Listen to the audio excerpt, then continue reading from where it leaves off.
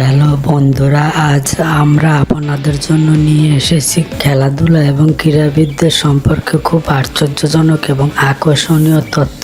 আপনি যদি একজন ক্রীড়াপ্রেমী হন এবং ক্রীড়াবিদদের সম্পর্কে জানতে চান তাহলে অবশ্যই এই ভিডিও শেষ পর্যন্ত দেখুন। প্রথমে ফুটবলের কথা বলি। আপনি কি জানেন যে ফুটবল বিশ্বকাপের ইতিহাসে প্রথম টুর্নামেন্ট 1930 সালে উরুগুয়েতে অনুষ্ঠিত হয়েছিল এবং আজও ফুটবল সবচেয়ে বড় টুর্নামেন্ট বলা হয়। ফুটবল, যা সাধারণত ফুটবল বা সকার নামে পরিচিত, এটি একটি দলগত খেলা যা 11 জন খেলোয়াড়ের দুটি দলের মধ্যে খেলা হয়। প্রাথমিকভাবে একটি আয়তাকার ক্ষেত্রের মাঠের চারপাশে বল চালাতে তাদের পা ব্যবহার করে। খেলার উদ্দেশ্য হলো গোল লাইনের বাইরে বলটিকে প্রতিপক্ষের দ্বারা সুরক্ষিত আয়তাকার ক্ষেত্র ফ্রেমযুক্ত গোলে সরিয়ে বিপরীত দলের চেয়ে বেশি গোল করা। ফিফা বিশ্বকাপ এবং লিওনেল মেসি সম্পর্কে একটি আকর্ষণীয় জিনিস আছে। মেসি তার ক্যারিয়ারে 700-এরও বেশি গোল করেছেন। তিনি বার্সেলোনার সবচেয়ে সফল খেলোয়াড়। এখন ক্রিকেটের কথা বলি। ক্রিকেট হচ্ছে ব্যাট ও বলের একটি দলীয় খেলা যাতে 11 জন খেলোয়াড় বিশিষ্ট দুই দল অংশ নেয়। এই খেলাটির উদ্ভব হয় ইংল্যান্ডে। পরবর্তীতে ব্রিটিশ উপনিবেশ সহ অন্যান্য দেশগুলোতে এই খেলা ব্যাপকভাবে বিস্তার লাভ করে। ক্রিকেটের দীর্ঘতম ফরম্যাট হলো টেস্ট ক্রিকেট, যা 5 দিন পর্যন্ত স্থায়ী হতে পারে। কিন্তু আপনি কি জানেন টেস্ট ম্যাচে সবচেয়ে বেশি রান করার রেকর্ড করেছেন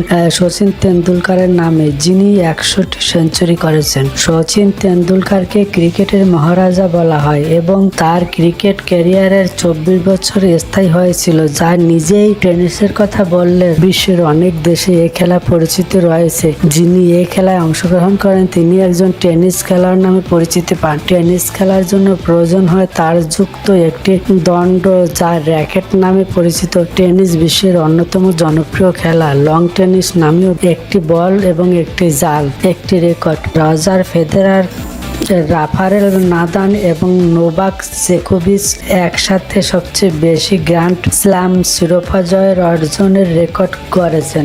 ফেদেরার 20টি, নাদালের 22টি, জোকোভিচের 22টি গ্র্যান্ড স্ল্যাম রয়েছে। রজার ফেদেরার তার আশ্চর্যজনক কৌশল এবং খেলার প্রতি তার ভালোবাসার জন্য পরিচিত। তিনি দ্রুত গতি এবং নিখুঁত স্ট্রোক দিয়ে বিশ্বকে মুগ্ধ করেছেন। বাস্কেটবল খেলা প্রথম শুরু হয় আমেরিকার ম্যাসাচুসেটসে 1881 সালে। এই খেলার জনক হলেন আমেরিকার প্রিফিল্ড YMCA কলেজের শারীরিক শিক্ষা বিভাগের পরিচালক ডাক্তার জেমস নেইসমিথ। প্রথমে এক দলে 10 থেকে 15 জন করে খেলায় অংশ নিত। 1994 সালে থেকে 5 জন করে এক দলে খেলার নিয়ম চালু হয়। বাংলাদেশে প্রথম খ্রিস্টান মিশনারি স্কুলগুলোতে, যেমন ঢাকার Saint Gregory, Saint Joseph, Chittagong Saint Placid এবং অন্যান্য মিশনারি স্কুলগুলোতে বাস্কেটবল খেলা শুরু হয়। এই খেলাতে প্রচুর পরিমাণে দমের প্রয়োজন হয়। বাস্কেটবল খেলাটি খুব উত্তেজনাপূর্ণ।